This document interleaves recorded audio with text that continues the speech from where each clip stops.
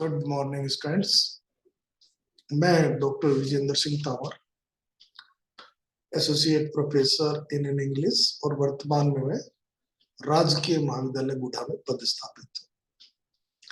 ये जो वीडियो है पहले वीडियो का सेकंड पार्ट है। ये बीए पार्ट फर्स्ट के लिए जो इंग्लिश लिटरेचर विषय है उसके पेपर सेकंड में in praise of ignorance by Hilaire Belloc का जो एसे है उसका सेकंड पार्ट को इसमें एक्सप्लेन किया है सिंपल हिंदी में, जिससे कि हमारे यहाँ के शेखावटी के विद्यार्थियों को कुछ मदद हो सके। पहले जो पार्ट था उसमें हमने देखा कि किस प्रकार जो हमारा राइटर है हिलेरी बेलोक, उसने बताया कि इस प्रकार के परीक्षा में वैसे तो सिस्टम को सब बेकार बताते हैं, लेकिन उसके हिसाब से इसके फायदे भी। फायदा ये है कि इससे आदमी को अपनी अज्ञानता का पता चल जाता है। तो उसी सिलसिले में उसने उदाहरण दिए कि ऐसे पर्सन आ जाते हैं जिनके बारे में हमें कभी एबीसीडी भी नहीं पता होती। तो उसी चीज को कंटिन्यू करते हुए अब आगे देखते हैं। लिखा कहता है, I say that the soul receives great profit by correction of this kind.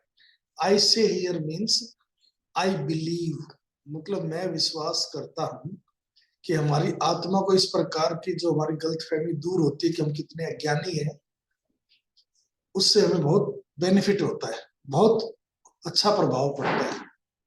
मतलब उस पर इम्प्रूवमेंट होता है, उसमें पॉजिटिव साइन आता है, क्योंकि वो अज्ञानता को थोड़ा थोड़ा कम करने की कोशिश करती है।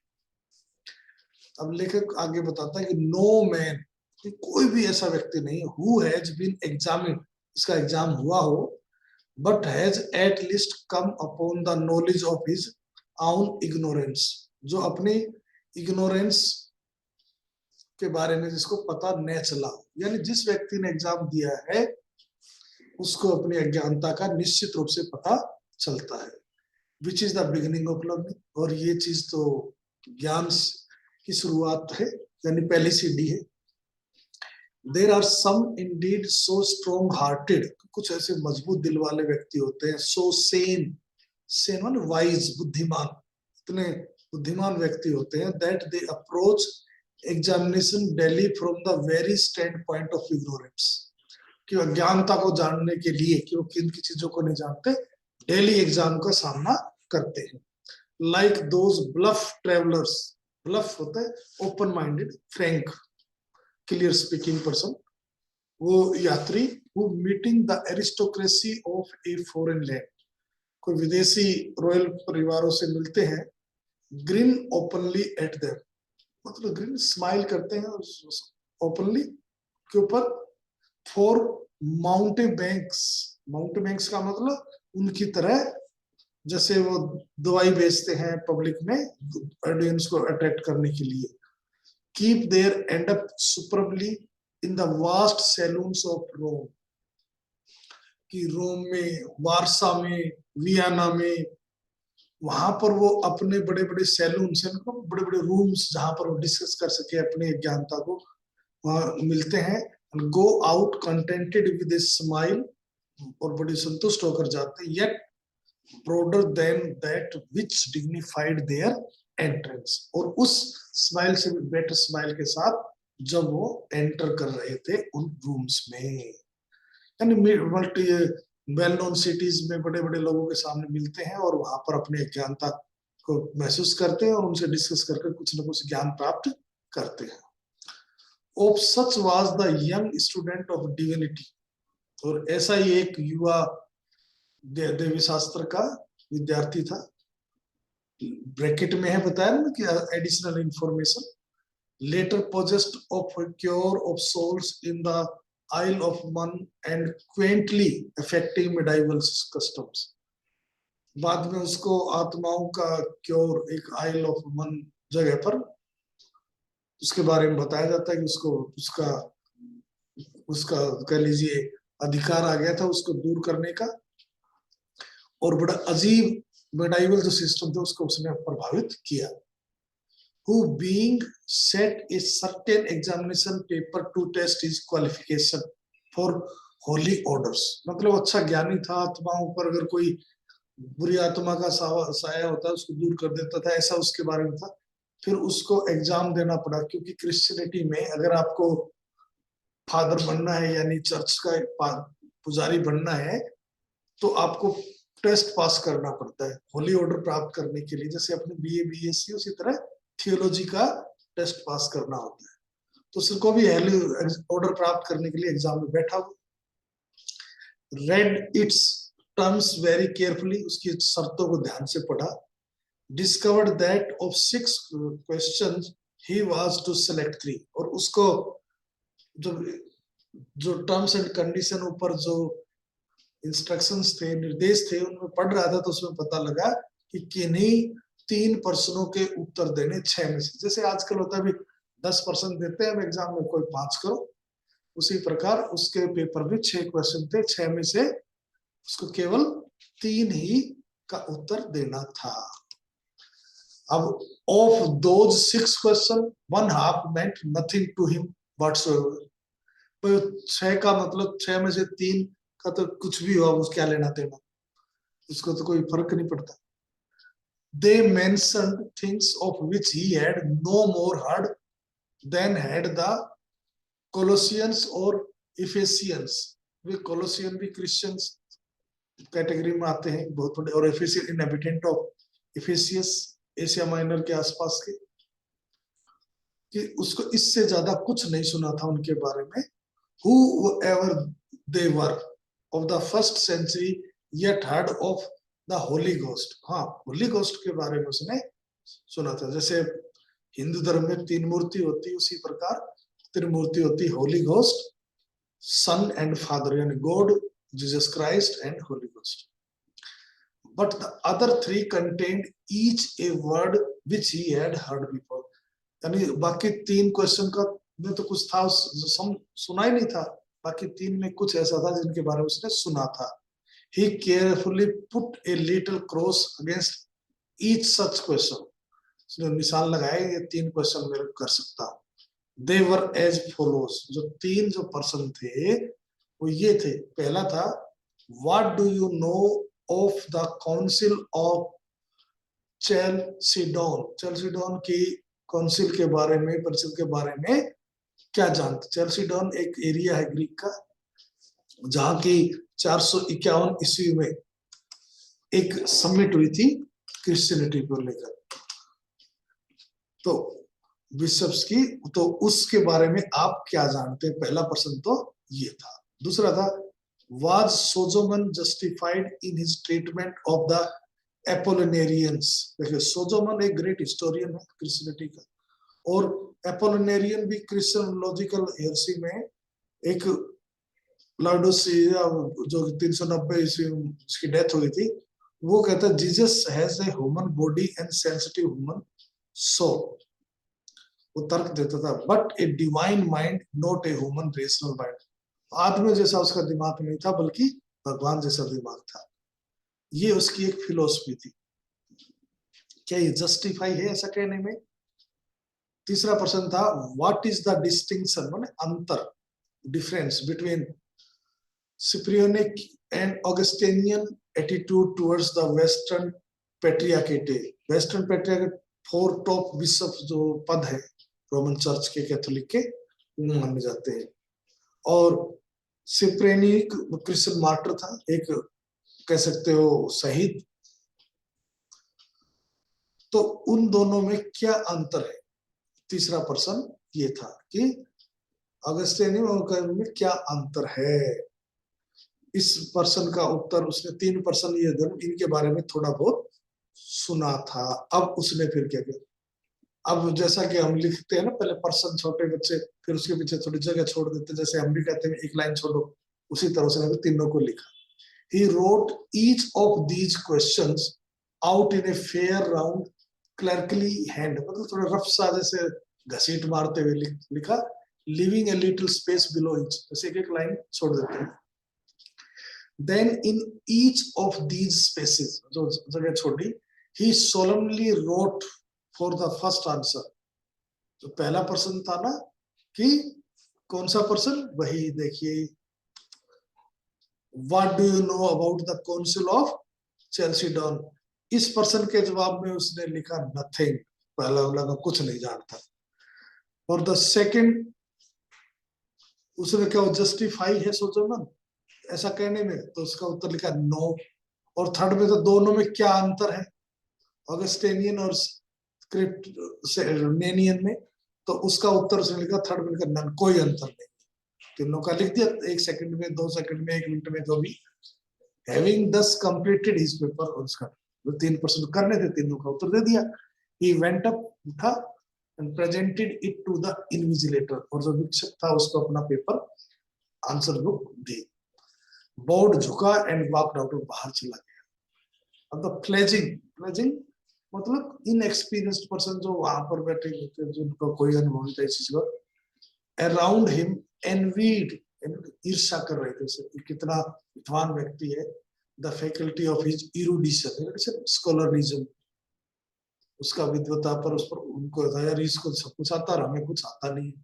The rapidity of his completed task, कितना जल्दी इसने अपना काम पूरा कर दिया। His early liberation into the happy sunlight of an Oxford, जो में ऑक्सफोर्ड यूनिवर्सिटी के आसपास जून के महीने में अच्छा आनंद लेगा। ये तो नहीं तो हमें 3 घंटे बैठना पड़ेगा, और ये तो 5 मिनट में ही करके चला गया। उन सबको ईर्ष्या हो रही थी, बाकी जो एग्जाम दे रहे थे, ये तो बहुत विद्वान है। बट ही वाज फेल्ड, परंतु उसको फेल घोषित कर दिया गया। As is my most unfortunate foible पर वीकनेस, कमजोरी। In the discussion of any matter truly profound, जो भी मैटर हो उसमें कोई डिस्कस करता हूं तो ये मेरी एक बहुत बड़ी अनफॉर्चुनेटली वीकनेस है। आई हैव अलाउड प्रिलिमिनरीज का मतलब प्राथमिकताएं, औपचारिकताएं, to take up nearly all my space, जितना मैं लिखना था सारे में प्राथमिकताएं, औपचारिकता में लगा दिया मैंने। And I have not as yet approached the chief spiritual attribute of ignorance, और अभी तक जो मुख्य जिसका एट्रीब्यूट गुण है, स्पिरिचुअल मुख्य स्पिरिचुअल गुण इग्नोरेंस, उसके बारे में आपको कुछ बताया ही नहीं। Which is its power to flood the mind with happiness, असली जो गुण है इग्नोरेंस का वो ये है, या कह लीजिए विशेषता ये है कि आदमी के दिमाग को हैप्पीनेस से भर देती है, उसमें बाढ़ ला देती है खुशी की आदमी के दिमाग में। आपको अज्ञानता से खुशी, बोला हाँ अज्ञानता से खुशी, यही इस बात की खास बात है। देखा, ignorance is a very draught of beatitude. Draught का मतलब खुराक, डोज, फ्लो, जैसे ठंडी हवा ले रहे हो किसी कमरे में आ जाए, उसी प्रकार खुराक है। और ब्यूटीट्यूड माने हैप्पीनेस की, सुप्रीम हैप्पीनेस की खुराक है अज्ञानता। अगर आप में अज्ञानता है नहीं है तो आप हैप्पी नहीं रह सकते। All the mystery and marvel of a wide champaign scene from a height at evening, तो जितना भी रहस्य कह लीजिए, शानदार चीज, कोई चैंपियन का मतलब ओपन लैंड, कोई ऊपर से अगर आप देख रहे हो शाम के समय, इस बात पर निर्भर करता है on our ignorance of the nasty people by which it is inhabited. Nasty one unpleasing, inhabited निवास की, वहां पर लोग कैसे रह रहे हैं।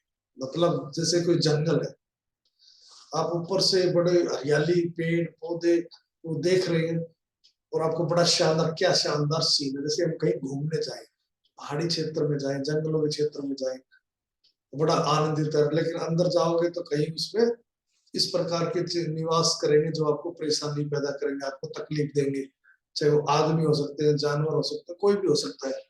तो आपको जब तक उनका ज्ञान है तो आपको बहुत आनंदित देगा। जब आपको तो चलेगा कि अंदर चले गए, आगे आपको वो जानवर मिल जाएगा, ये लुटेरे मिल जाएंगे, तो आपका आनंद छूमंतर हो जाएगा। Their tortuous and sordid ways, tortuous का मतलब भी गंदे, sordid मतलब गंदे, मतलब अनप्लेजेंट वेज वो लोग अपनाते हैं आपको तकलीफ पहुंचाने के लिए। आप इस चीज से अनजान है तो आपको बहुत आनंद आएगा। All our loves, all our hero worship, चाहे हमारा प्यार हो, हीरो वर्शिप की भावना हो, all our dreams of coming peace, भी आगे शांति आ जाएगी, ये आ जाएगा, हम बात करते हैं ना, कोई दो व्यक्ति बात, दो प्राइम मिनिस्टर मिल रहे हैं दो देशों के, अब यहाँ शांति आ जाएगी, तो ऐसा हमारी अज्ञानता हमें सिखाती है। All our visions of fortunes are the fruits of ignorance, ये सब इग्नोरेंस के ही फल हैं। अगर हमें पता हो कि कितनी बात कर ले कुछ नहीं होना, तो हमें बात करने में आनंद ही नहीं आएगा, हम तो टेंशन में रहना शुरू कर देंगे। तो कहता है a man leaves a congenial company, congenial very friendly, जैसे उदाहरण दिया उसने कि कोई व्यक्ति किसी ग्रुप में काम कर रहा है और अब वो वहां से जा रहा है, बहुत अच्छे उसके संबंध रहे सारे ग्रुप के मेंबर से, तो जा रहा है, with whom he has held full communion, उसको खूब संपर्क रहा उन लोगों से, पूरे ग्रुप के साथ बहुत अच्छे संबंध रहे। he goes to take his train, वो अपनी ट्रेन लेकर अब जा रहा है, मतलब उस ग्रुप को छोड़कर, and thinks to have left behind him souls still vibrating in harmony with his own, उस ये सोचकर जा रहा है दुनिया उस ट्रेन में, उस एरिया को, उस कंपनी को, उन लोगों को जिनके साथ उसने समझा कि ये वो उसके साथी हैं जिनका दिल उसके लिए अब भी उसी प्रकार धड़कता है जैसे उसका धड़कता है उनके लिए। They recollect him with peaceful love, वो उसको बड़ी शांति से याद करेंगे। If they return to his name it is with murmurs of approbation, जब अगर कभी उसका नाम आएगा तो एप्रोबेशन अप्रूवल के साथ उसका नाम लेंगे, हाँ वो बहुत अच्छा आदमी था, ये उसके दिमाग में। ही रोल्स होम सेटिस्फाइड, वो घर जाता है संतुष्ट होकर। But the root of his happiness lies deep in ignorance, परंतु ये खुशी जो है उसकी अज्ञानता में छिपी हुई है। For hardly had he shut the door behind him, तो दरवाजा बंद करके आगे जाता है मुश्किल से। When one of them said, तो उसी ग्रुप का जिसके बारे में वो ये सोचता था कि उसके लिए अच्छा सोचते हुए कहेगा, डज ही स्टिल ड्रिंक, अब भी पीता है क्या ये? And another, yes but he is gets to that stage when he doesn't show it, कि बोला पीते पीते उस स्टेज पर आ गया कि अब दिखावा की जरूरत नहीं है, मतलब पता ही नहीं चलता इतनी पीता है। And A third, that is the most dangerous time, बहुत ही गलत समय था, खतरनाक समय था उसके साथ बिताया हुआ। इस प्रकार की, यानी उसके दिमाग में उन लोगों को लेकर क्या बातें थी और वो लोग क्या करेंगे, ये सब होता है।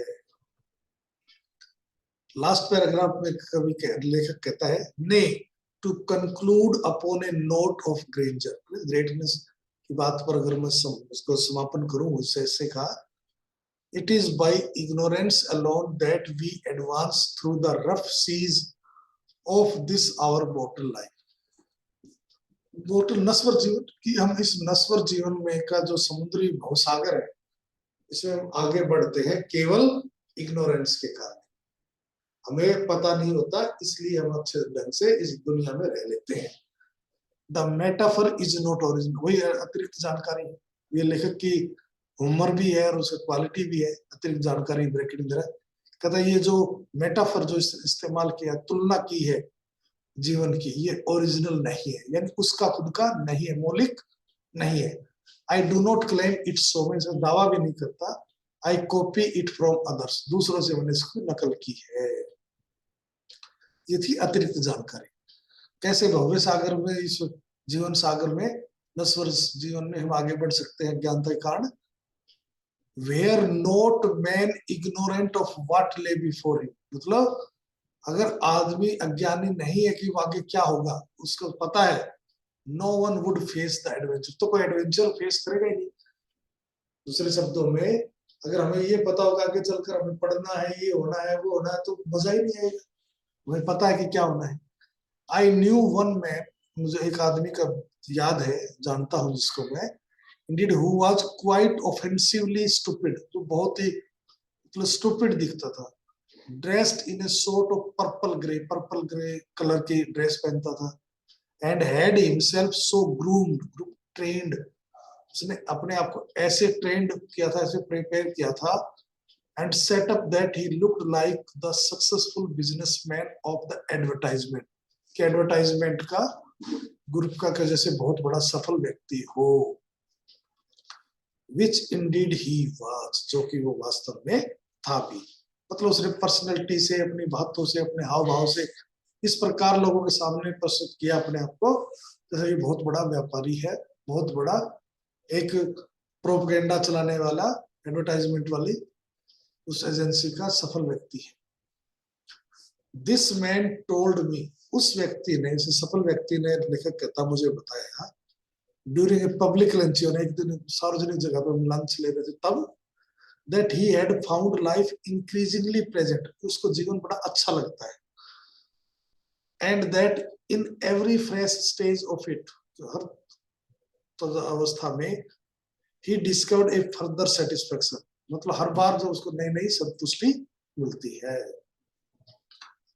Now I am glad to say that, मुझे खुशी है ये कहते हुए, that within 24 hours, तो उसके साथ क्या 24 घंटे के अंदर ही जब उसने ऐसी बात की, he was shot out of his motor car, कि अपनी मोटर कार से उसका एक्सीडेंट हो गया, उसे बाहर आके पड़ा, and broke upon the sacred flints of England, और टूट गया, यानी बहुत जख्मी हो गया, सैकड़ों पवित्र, देखिए लेखक ने शब्दों का इस्तेमाल, फ्लिंट्स होता है हार्ड स्टोन, कठोर पत्थर जो इंग्लैंड के थे, उन पर जाकर उसका मुंह लगा, जबड़ा टूट गया। कौन सा जबड़ा? जिससे वो दुनिया की तारीफ कर रहा था, क्योंकि एडवर्टाइजमेंट वाले लोग तो क्या करते हैं, झूठी बोलते हैं ज्यादा।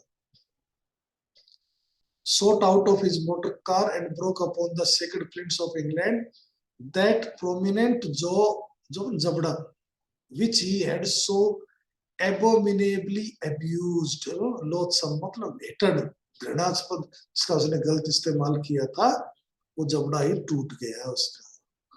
Never more would he boast, अब वो कभी सेखी नहीं मार पाएगा, और at least, और कम से कम, not without a horrid mumbling, बड़े horrible causing horror, mumbling शिकायत भरे शब्दों के अलावा कभी वो बोल ही नहीं पाएगा। In consideration of all this, सब पर विचार करें, I thank God for my own ignorance, मैं भगवान का शुक्रिया करता हूँ, धन्यवाद देता हूँ मेरी अज्ञानता के लिए, and though it unfortunately less than that of most people, जितने लोगों की अज्ञानता उससे तो मेरी कम है, I flatter myself it will serve, लेकिन ये काम करेगी, मुझे बड़ी खुशी के साथ ये बताते हुए सुकून मिल रहा है या अच्छा लग रहा है कि ये काम करेगी। यानी लेखक क्या कहना चाहता है? लेखक ये कहना चाहता है कि अज्ञानता ही है जो हमें आगे तक ले जाती है, हमें संघर्ष करने के लिए प्रेरित करती है। अगर हमें सब चीजों का पता चल जाए कि पीठ पीछे हमारे जो, जिनको हम दोस्त सोचते हैं, वो क्या बोलते हैं, क्या करते हैं, तो फिर हम जीवन का आनंद ही खत्म हो जाएगा। तो जीवन का आनंद, दिमाग में आनंद लेने के लिए अज्ञानता जरूरी है। बहुत बहुत धन्यवाद। अब इसके साथ ये चैप्टर कंप्लीट होता है। Thank you very much.